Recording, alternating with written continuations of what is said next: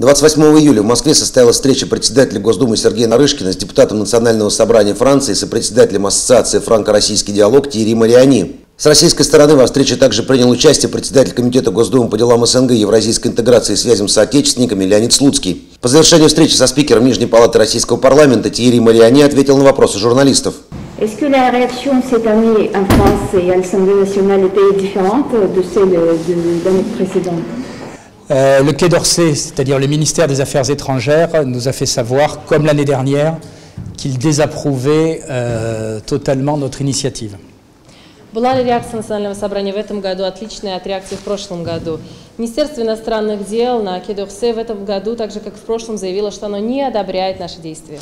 Voilà, simplement, vous remarquerez que dans la forme, Monsieur Hérault est peut-être plus modéré que Monsieur Fabius, puisque cette fois on n'a pas eu de communiqué officiel ou quoi que ce soit. Mais voilà, c'est une initiative. J'insiste par honnêteté. La politique du gouvernement, elle est faite par, la politique de la France, elle est faite par le gouvernement, voilà. Et c'est une initiative de parlementaires, comme l'année dernière. Вы наверняка заметите, что господин Эро более умерен, чем господин Фабиус. В любом случае, в том, что касается политики Франции, эта политика осуществляется правительством, а инициатива, которая была представлена, эта инициатива исходит из парламента. Je crois aussi que par rapport à l'année dernière, le climat petit à petit change. Что касается сравнения с прошлым годом, то, по моему мнению, климат постепенно меняется. Vous avez quand même eu à l'Assemblée nationale le vote de la motion contre les sanctions. Так, в частности, в Национальном собрании была принята резолюция против санкций. Et vote qui a été obtenu contre l'avis du gouvernement. И также были получены голоса, которые выступали против действий правительства. Et vous avez eu le même vote au Sénat. И аналогичное голосование проведено в Сенате. Ce qui veut dire aussi, je pense que, quelles que soient les déclarations officielles, il y a de plus en plus d'élus français qui se posent des questions. Я думаю, вне зависимости от того, какое решение будет принято окончательно, избиратели Франции все еще начинают задумываться. Et des bonnes questions. И они начинают задавать себе очень правильные вопросы. Cette année, nous avions finalement, avec les dates choisies, plus d'une trentaine de candidatures pour venir en Crimée. В этом году у нас было около 30 кандидатов, чтобы стать членами делегации, которая отправится в Крым. Et finalement, donc, ce sera une délégation de 12 personnes qui devraient être là. И в конце концов в состав делегации вошли 12 человек. 12 ou 11, puisque comme je vous l'ai dit tout à l'heure, on a l'un de nos collègues qui a un problème familial. Опять же, как я уже сказала, это 11 или 12 человек, поскольку один из членов делегации еще не решил по вопросам, связанным со здоровьем. Comme l'année dernière, nous avons organisé ce déplacement avec l'aide de la Fondation pour la paix que préside Leonid Slutsky. Как и в прошлом году, мы организуем эту поездку при поддержке Фонда мира, которым председательствует господин Леонид Слуцкий. Et la délégation est composée pour moitié de députés qui étaient là l'année dernière. Половина членов делегации – это те члены, которые были в Крыму в прошлом году. Et pour moitié de parlementaires qui ne sont jamais venus en Crimée. И вторая половина – это те делегаты, которые еще никогда не были в Крыму. Dans les nouveaux participants, je tiens à signaler la présence de Michel Voisin, qui est le chef de la délégation française à l'Assemblée parlementaire de l'OSCE. И среди новых членов делегации я хотел бы особо подчеркнуть присутствие господина Мишеля Вуазана, который является председателем французской делегации парламентской ассамблеи ОБСЕ. Можно еще вопрос? Конечно, конечно, коллеги. Агентство РИА Новости, господин Марьяни, могли бы вы прокомментировать слова Трампа о том, что он рассмотрит вопрос снятия санкций с Москвы и признания Крыма частью России? Спасибо.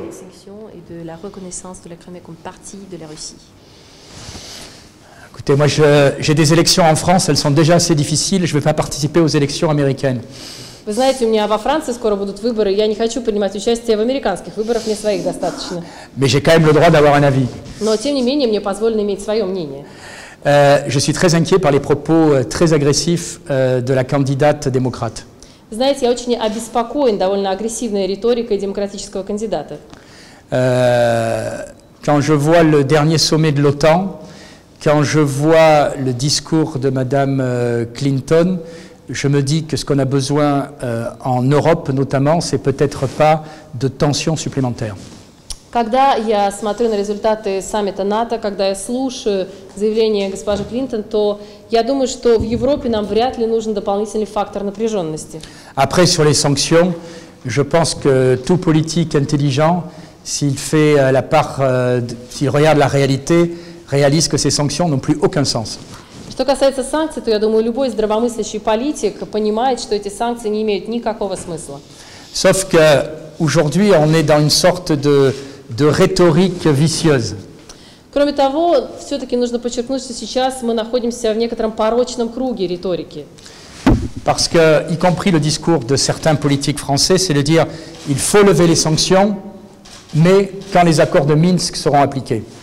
То же самое касается и французских политиков, которые говорят, что санкции нужно снять, но после выполнения Минских соглашений. Or, aujourd'hui, on s'aperçoit que les accords de Minsk ne sont pas appliqués en grande partie à cause des Ukrainiens. Но сегодня мы видим, что во многом Минские договоренности не выполняются по большей части из-за украинцев. Je viens avec des collègues d'achever une mission d'information à l'Assemblée nationale sur la situation en Ukraine et enfin les rapports Ukraine-Russie. Я недавно с некоторыми коллегами в Национальном собрании провел такую информационную кампанию, в которой мы освещали вопрос, что происходит в Крыму. Quand on regarde, pour que les accords de Minsk soient appliqués, il faut 4 choses. И, как известно, для того, чтобы выполнялись Минские договоренности, необходимо выполнение 4 пунктов. D'abord, une application totale du cessez-le-feu. Полное выполнение прекращения огня. Les violations existent, et si on est honnête, elles existent des deux côtés, ce qui est normal, parce que quand il y a un côté qui tire, l'autre répond. Такие нарушения совершаются, это очевидно, потому что когда одна сторона стреляет, другая отвечает. Mais après la loi d'amnistie, la loi électorale et la loi d'autonomie n'ont toujours pas été votées. Но затем речь идет о законе об амнистии, законе о выборах. La loi électorale, la loi d'amnistie et la loi d'autonomie régionale. Затем закон о региональной амнистии. Все эти законы все еще не были выполнены. Or, c'était un engagement des accords de Minsk. Однако это входит в состав Минских договоренностей. La semaine où on a présenté notre rapport, la Rada discutait d'une loi sur les quotas de chansons en ukrainien à la radio. Когда мы рассматривали этот вопрос, то Рада рассматривала вопрос, можно ли на радио крутить песни на украинском. Это правда. По-русски.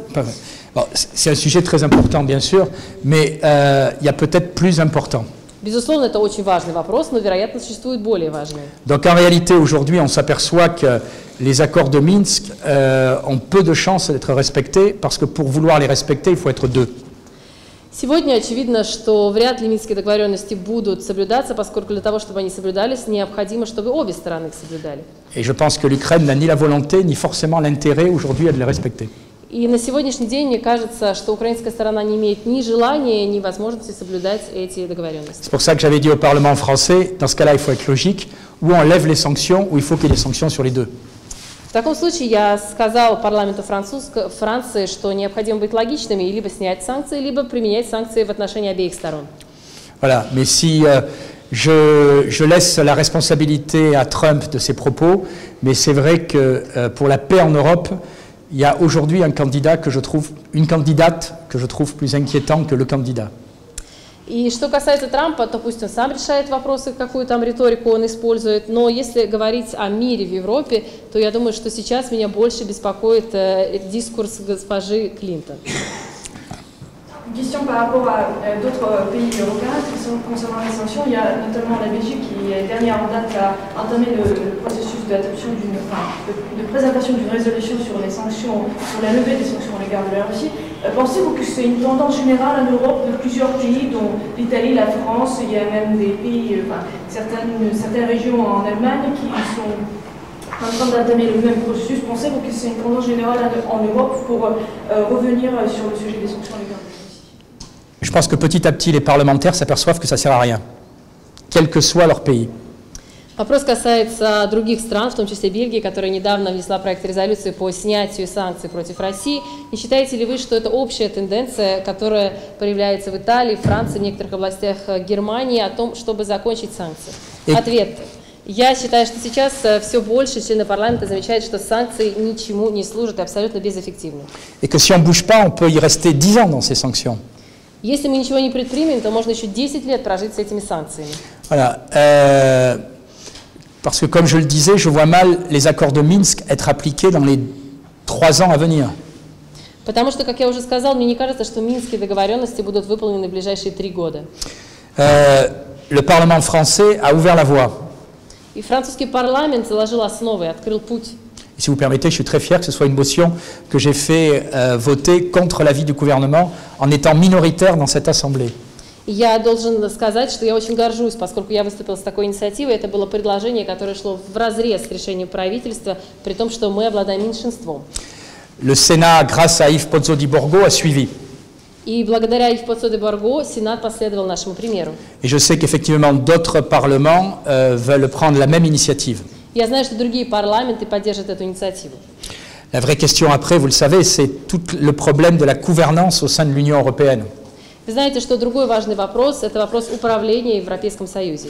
Voilà. Et aujourd'hui,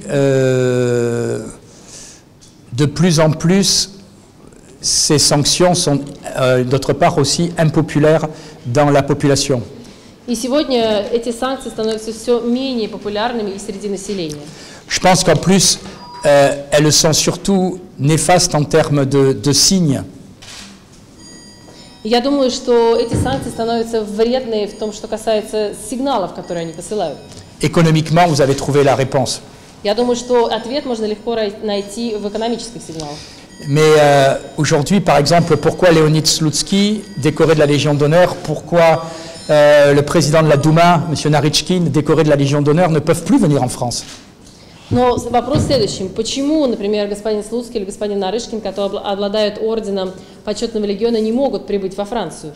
Pourquoi, alors qu'on a besoin de travailler ensemble pour lutter ensemble contre le terrorisme, il n'y a plus d'échanges parlementaires? Почему, например, сейчас, когда мы должны бороться совместно с терроризмом, больше не идет никаких парламентских обменов? Si vous permettez, je voudrais rajouter un point concernant l'un des sujets que mes collègues ont souhaité aborder pendant cette visite en Crimée. Если вы позволите, я хотел бы затронуть один аспект, который мои коллеги хотели бы осветить в том, что касается нашего визита в Крым.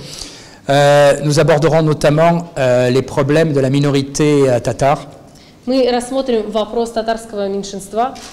Parce que je trouve franchement que quand certains Européens n'arrêtent pas d'évoquer ce problème, ils méritent la palme des faux culs quand je vois leur attitude. Bon courage pour traduire.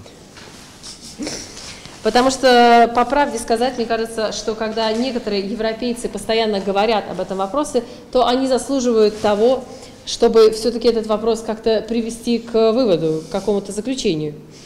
Quand on voit que l'Union européenne se moque complètement de la situation de certains citoyens dans les pays baltes qui n'ont quasiment aucun droit et d'un coup est obsédé par la situation d'une minorité en Crimée, on voit tout à fait qu'il y a un double standard. И когда мы видим, что европейцы полностью игнорируют ситуацию с меньшинствами, которые проживают в частности в балтийских странах, когда они при всем при этом уделяют огромное внимание правам, скажем, татарского меньшинства, то мы абсолютно четко видим проявление политики двойных стандартов. Voilà. Et quand je vois notamment les droits qui ont été accordés ces 2 dernières années à la minorité tatare, je voudrais bien que les mêmes droits soient accordés à la minorité russe, notamment par exemple en Lettonie. И когда я вижу, какие права были предоставлены татарскому населению за последние 2 года, то я хочу сказать, что очень хотелось бы, чтобы такие же права были предоставлены русскоязычному населению, например, в Латвии.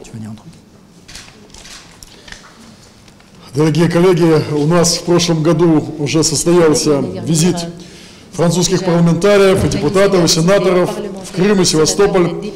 Господин Марьяни, как и в прошлом году, будет руководить аналогичной делегацией, которая завтра прибывает в Республику Крым и затем примет участие в торжествах по случаю Дня военно-морского флота России в Севастополе. Самые острые вопросы, которые сегодня будоражат европейскую общественность, это положение крымских татар, это строительство Керченского моста и состояние крымской экономики. И многие другие будут обсуждены в ходе этого визита. Никто не отменил, вопреки давлению Министерства иностранных дел Франции, свое участие. Только господин Ив Поцци-Деборга, который является близким другом России, вице-президент Сенатской комиссии по европейским делам, колеблется, поскольку его сестра тяжело больна. Все остальное идет по плану.